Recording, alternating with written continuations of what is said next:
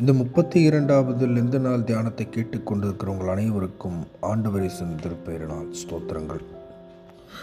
தலைவர்கள் நம்முடைய வாழ்க்கையிலையும் சமுதாயத்திலையும் நிறைய தலைவர்களை நம்ம பார்க்குறோம்.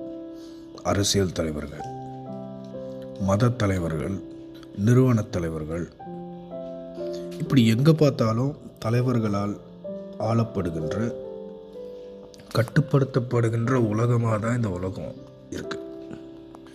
ஏன் நமக்கு தலைவர்கள் தேவை? தலைவர்கள் இருந்தால் தான் நம்மளால் வாழ முடியுமா? சரி, அப்படி தலைவர்களுடைய பொறுப்பு தான் என்ன? திருமறையில் தலைமைத்துவம் என்று வருகின்ற பொழுது பல்வேறு விதமான தலைவர்களை நம்ம பார்க்குறோம்.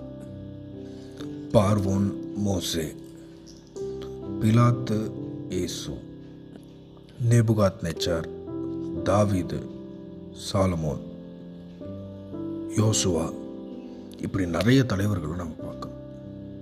உண்மையிலேயே தலைவர்கள் எதுக்கு? கடவுள் எதுக்கு அவங்கள தலைவர்களாக இருக்கிறதுக்கு அனுமதிக்கிறாரு? அப்படி கடவுள் தலைவர்கள் அப்படிங்கிறவங்களுக்கு கொடுக்குற பொறுப்பு என்னதான்? இந்த சமுதாயத்தின் நிறைய நிலைகளில் நடக்கின்ற நிறைய அநீதிகள் நாம் பேசிக்கொண்டிருக்கிற தலைவர்களுடைய அனுமதியால் தான் நடக்குது.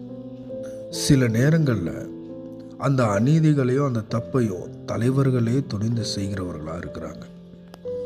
ரோமர் 13:1 கடவுளிடமிருந்து வராத அதிகாரம் எதுவும் இல்லைன்னு பவுல் எழுதுகிறார்.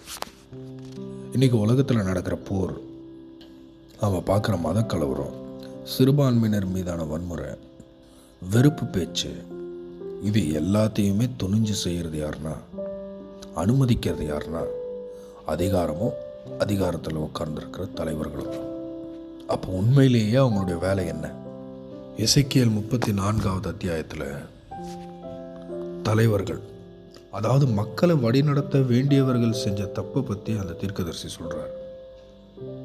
எசேக்கியேல் 34:4 நீங்கள் நலிந்தவற்றை திடப்படுத்தவில்லை, பிணியுற்றவர்களுக்கு குணமளிக்கவில்லை, காயமுற்றவற்றிற்கு கட்டுப்போடவில்லை, வழி தப்பி போன்றவற்றை தேடவில்லை, ஆனால் கொடுமையுடனும் வன்முறையுடனும் நடத்துவீர்கள். தலைவர்களுடைய பொறுப்பு, தலைமைத்துவத்தினுடைய பொறுப்பு, தங்களுடைய அதிகாரம் எவ்வளவு பலமானதுன்றதை மற்றவங்களுக்கு காட்டுறது கிடையாது.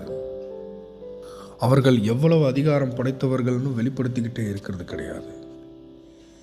தலைவர்களுடைய வேலை மக்களுக்காக வாழ்வது, நலிவடைந்தவர்களுக்காக, பிணியுற்றவர்களுக்காக, காயம் பட்டிருக்கிறவர்களுக்காக, வழி தப்பி போனவர்களுக்காக வாழ்வதுதான் ஒரு தலைவருடைய வேலை. ஆனால் எப்பொழுது ஒரு தலைமைத்துவம் இத்தகைய மக்களுக்கு எதிரான செயலை செய்யுதோ, அதன் பேர் அதிகார துஷ்பிரயோகம் மட்டுமல்ல, அதன் பெயர் துரோகம். இந்த துரோகத்தினால் பாதிக்கப்படுவது அப்பாவி மக்களும் ஏழைகளும் தான். மக்களுக்காக வாழ வேண்டும் என்று நினைக்கின்ற தலைவர்கள் துப்பாக்கியை கொடுத்து இராணுவத்தை அனுப்ப மாட்டார்கள். மக்கள் மீது கரிசனையுள்ள தலைவர்கள் வெறுப்பை உமிழ மாட்டார்கள். மக்களுக்காக சிந்திக்கின்ற தலைவர்கள் அநீதிகளையும் ஏமாற்றங்களையும் அனுமதிக்க மாட்டார்கள், அதை செய்யவும் மாட்டார்கள். எல்லா அதிகாரமும் கடவுளிடமிருந்து தான் வருகின்றது. ஆனால் கடவுள் அந்த அதிகாரங்களை இந்த தலைவர்களிடத்தில் கொடுக்கின்ற பொழுது இவங்களை கொடுமைப்படுத்து, இவங்களை கொலை பண்ணு, இவங்களை துன்புறுத்து, இவங்களை சாவடிச்சிருன்னு சொல்லிட்டு கடவுள் கொடுக்கல. கடவுள் எல்லா அதிகாரத்தையும் பாதுகாக்கவும் பராமரிக்கவும் அரவணைக்கும் மட்டுமே கொடுத்திருக்கிறார். ஆனால் மனிதர்களாகிய நாம் தான் நம்முடைய அதிகார திமிரையும் அதிகார துஷ்பிரயோகத்தையும் கடவுளிடத்திலே நாம் காட்டிக்கொண்டிருக்கிறோம். குடும்ப தலைவர் முதற்கொண்டு சமூகத்தில் உள்ள அனைத்து தலைவர்கள் வரை அனைவரும் அதிகார துஷ்பிரயோகம் செய்கின்றவர்களாக தான் இருக்கிறோம். அடிப்பதற்கு, பயமுறுத்துவதற்கு, வன்முறையை தூண்டுவதற்கு, வெறுப்பை உமிழ்வதற்கல்ல அதிகாரம். அரவணைப்பதற்கும், அன்பு செலுத்துவதற்கும், காயங்களை சரி செய்வதற்கும், உடந்தவற்றை முடியுமானால் ஒன்று சேர்ப்பதற்கும் தான் அதிகாரம். பயமுறுத்துகின்ற அதிகாரமாக, சுரண்டுகின்ற அதிகாரமாக அல்ல, அன்பு செலுத்துகின்ற தலைவராக நாம் இருப்போம்.